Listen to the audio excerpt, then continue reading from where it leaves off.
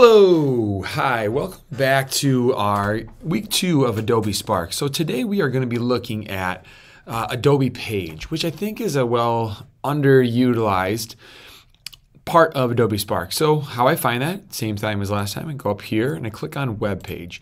What this is going to do is it brings up a pretty simple web page. It's not a website, so it's only one specific page that your students can make things on, and then whatever it is. Today I'm going to be showing you how I would make mine on a trip to the Great Wall of China. So the first thing I'm going to do is give it a title, and then after that I'm going to have a subtitle about why it's important to go. Make sure I use at least 3 exclamation points. You're welcome, Heather Jeffers. Now, from there, this looks a little bland, so what I can do is I can actually click on this and add a photo to the back. And here's the best part. I can use Adobe and I can search for pictures of, and when I do that, it gives me all these, ooh, this one looks perfect. Click on it, bam, and it just sets that as my background. So now I have my web page starting to come together. So as I scroll down, as it says to scroll down and start writing my story, maybe the next thing I want to do is just add some text of information or facts about the Great Wall of China. So I hit text, and now I can insert a heading, I can heading to, a quote, whatever I want to do. I'm going to insert a quote because I'm going to take some information from a website. Bam, there we go. So I got my information, and now I can cite that underneath however I'd like to. I'm just going to include the website to let them know that I didn't come up with this on my own. Now, if I don't want just text, I can insert maybe another picture, or I'm going to show you a slit layout. So then now, once again, I'm going to find a different image. Oh, I like this one. That's pretty good. And then on the right, I'm going to insert some text. So on the right, I'm going to insert some text, and I'm going to paste the information that I got from this website. Bam. And same thing, I'm going to add a little text box in the bottom with my website to give credit where credit is due.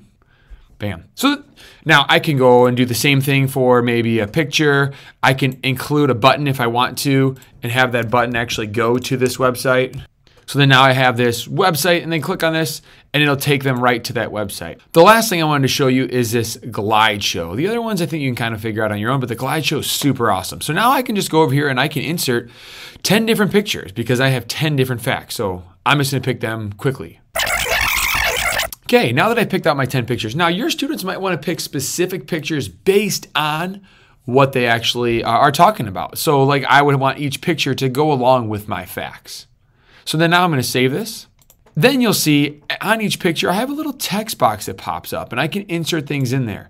So what I'm going to do is I'm going to insert my fact on each picture. So there's my first fact. You'll notice as I scroll down, it kind of fades in and fades out. So I can go and add my second fact right on here. And so on and so forth till I get all 10 done. So now I'm going to hit preview to show you what this looks like when the students are complete. So here's my Great Wall of China. Here's my text. Here's my split image with all my information on the right. And then now, oh, there's my button.